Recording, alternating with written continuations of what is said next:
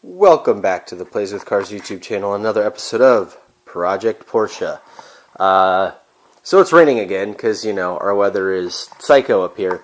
But the car is safe in the garage, top down. We are getting it all prepared for the next Autocross of the season, which is tomorrow, because I'm actually uploading this video on time. So tomorrow is Sunday, March the 24th? Portland International Raceway, Oregon Region SCCA Autocross event number 3.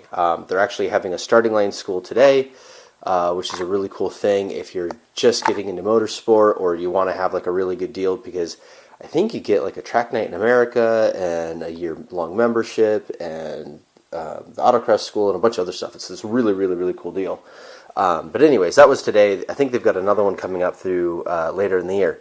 But the reason why I wanted to do an update video before the race is to let you know of the changes to the Boxster before the event. Now, you've seen our results video. You've seen the on-car footage and stuff from events 1 and 2, which were really cold.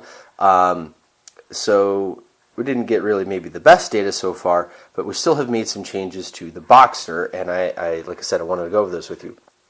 So unfortunately, none of those changes are going to hit the car before the race. What happened was I took this on that field trip up to the LeMay America's Car Museum in Tacoma and realized that we're kind of putting a lot of miles on our Bridgestone RE71Rs, which are, a very autocross specific tire, kind of pricey. Probably not the greatest idea to do 250-mile road trips on them on regular interstates and stuff, for the long term. So I actually found these. This is a set of 17-inch Porsche Boxster twists. These, however, are knockoffs. They're replicas. They don't have any Porsche part numbers on them, but they are the right offset. They are the right sizes. So they're the same width, 7.5s in the front, 9s in the back. They are the right offsets. They're the same offsets as the 18s on the car. They're just 17s.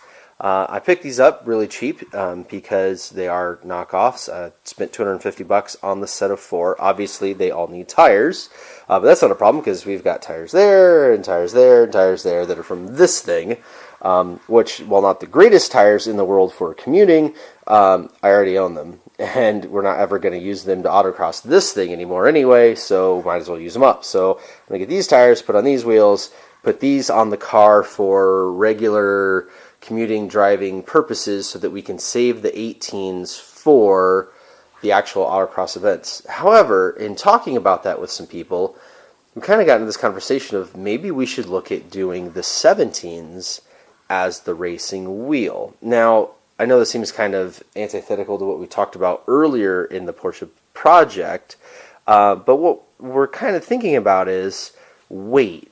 The factory 18s are kind of heavy because they're factory wheels. They're 18s, and they're a little heavier, and so are the 18-inch tires.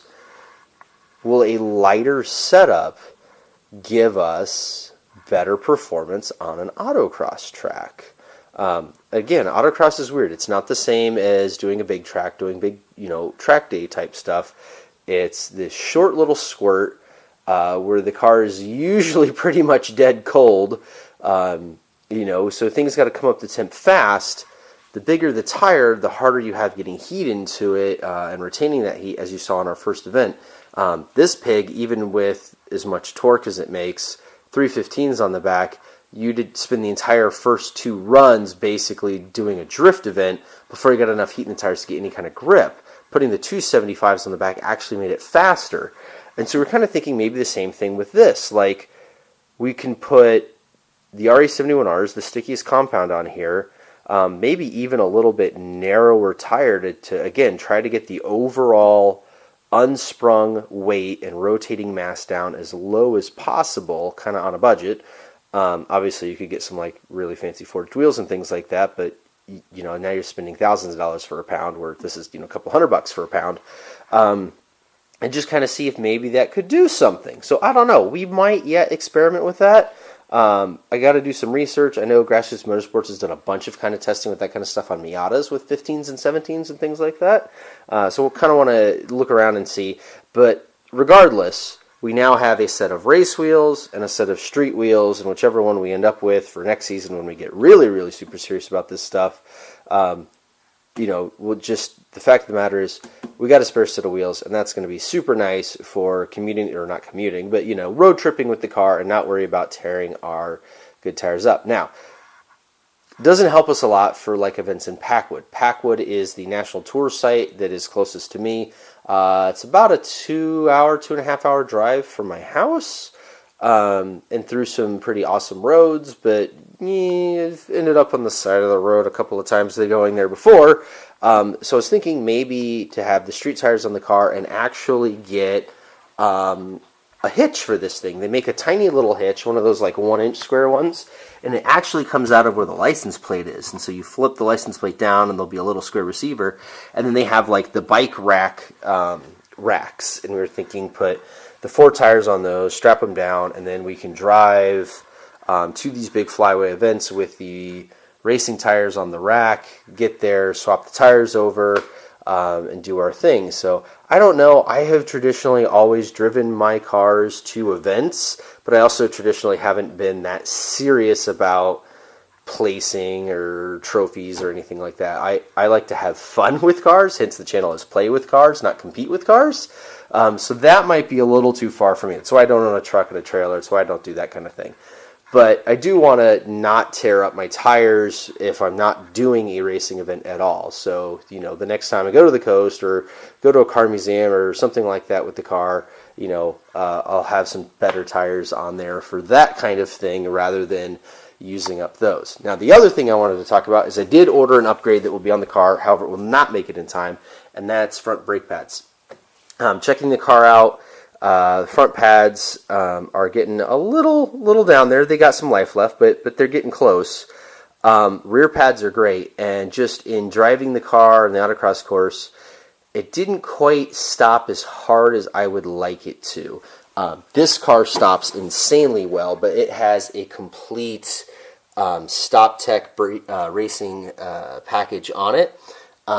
So the Cobra brakes are already 13-inch with 2-piston PBR calipers, and I've upgraded to the Stop Tech slotted rotors and Stop Tech kind of like track day autocross pads, and that's all the way around. And again, I can lap PIR all day long on a track night in America, topping out 125, 130 on the backstretch, and no brake fade at all and drive home.